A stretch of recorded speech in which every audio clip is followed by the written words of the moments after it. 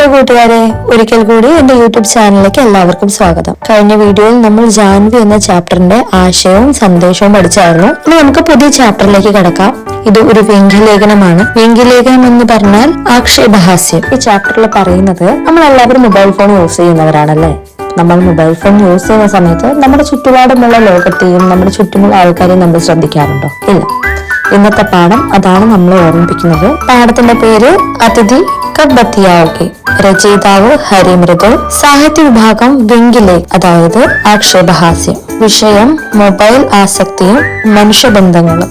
ആദ്യം തന്നെ ലേഖക പരിചയം നോക്കാം. ഹരിമൃദുൽ 1969 ബഗോഡി ഉത്തരാഖണ്ഡിലാണ് ജനിച്ചത്. അദ്ദേഹത്തിന്റെ പ്രമുഖ രചനകൾ സഫേദി മേ ഛുപാ കാല, ജൈസെ ഫൂൾ ഹസാരി. അദ്ദേഹം കഹാനികൾ, കഥകൾ, ലഘുകഥകൾ, ലേഖനങ്ങൾ, ബാലസാഹിത്യം എന്നിവ രചിച്ചിട്ടുണ്ട്.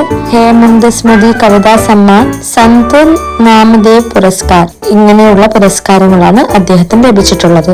ഇനി ടെക്സ്റ്റ് ബുക്കിലെ ഏക് ഝലക്കിൽ എന്താണ് പറയുന്നത് നമുക്കൊന്ന് നോക്കാം. വ്യംഗ്യലേഖനം സമൂഹത്തിലെ വൈരുദ്ധ്യങ്ങളെയും ദുഷ്പ്രവണതകളെയും ഹാസ്യത്തിന്റെ മാധ്യമത്തിലൂടെ തുറന്നു കാണിക്കുന്ന ഒരു സാഹിത്യ രൂപമാണിത്. ഈ പാഠം ഇന്നത്തെ മനുഷ്യ ജീവിതത്തിൽ സോഷ്യൽ മീഡിയയോടുള്ള അമിതാസക്തിയും ശക്തമായി വിമർശിക്കുന്നു.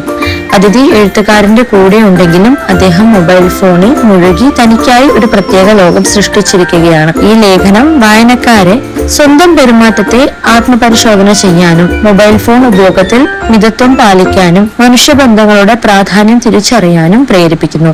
ചാപ്റ്റർ നോക്കൂ.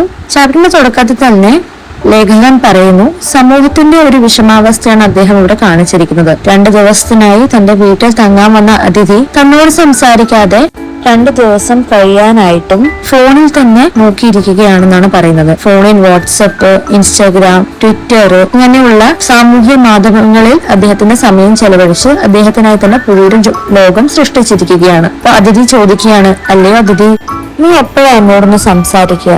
നീ ഇങ്ങനെ ഫോണിൽ നോക്കിയിരിക്കുമ്പോൾ എനിക്ക് നിന്നോട് ദേഷ്യം തോന്നുന്നു. എപ്പോഴാണ് താൻ നമ്മുടെ കുട്ടിക്കാലത്തെ കുറിച്ച് എന്നോടൊന്നും മിണ്ടുന്നത്?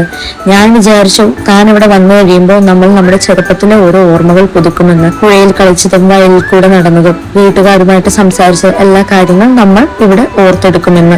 ലേഖകന്റെ നിരാശ നമുക്ക് അവിടെ വ്യക്തമായി കാണാൻ സാധിക്കും. എന്നാൽ ഇവിടെ ഇതൊന്നും സംഭവിക്കുന്നില്ല. അതിഥി വന്നപ്പോൾ തൊട്ട് ഫോണിൽ കളിക്കുകയാണ്. ലേഖകൻ പറയുന്നു, നീ എന്നോട് ഇവിടെ തങ്ങാൻ വേണ്ടി ഒരു ഹോട്ടലിന്റെ അഡ്രസ് അല്ലേ ചോദിച്ചത്? എന്നാൽ ഞാൻ നിന്റെ കൂടെ സമയം ചെലവഴിക്കാൻ വേണ്ടി നിന്നെ ഇങ്ങോട്ടേക്ക് വിളിച്ചു.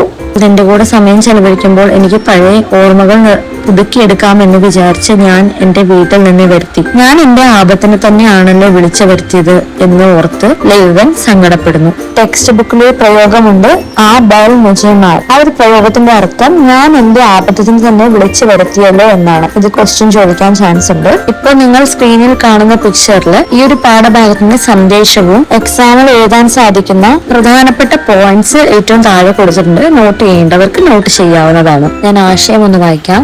व्यंग्यलेख हमें यह संदेश देता है कि मोबाइल और इंटरनेट का अत्यधिक उपयोग हमारे मानवीय संबंधों को कमजोर कर रहा है। अतिथि जब हमारे घर आते हैं तब हमें उनका सम्मान करना चाहिए, उनसे बात करना चाहिए और समय देना चाहिए। हमें तकनीकी का उपयोग करना चाहिए लेकिन उनका गुलाम नहीं बनना चाहिए। भारतीय संस्कृति में अतिथि देवो भव की परंपरा रही है. हमें इस परंपरा को बनाए रखना चाहिए. വീഡിയോ കണ്ടിട്ട് പാഠഭാഗം മനസ്സിലായെങ്കിൽ like, share and subscribe. Thank U.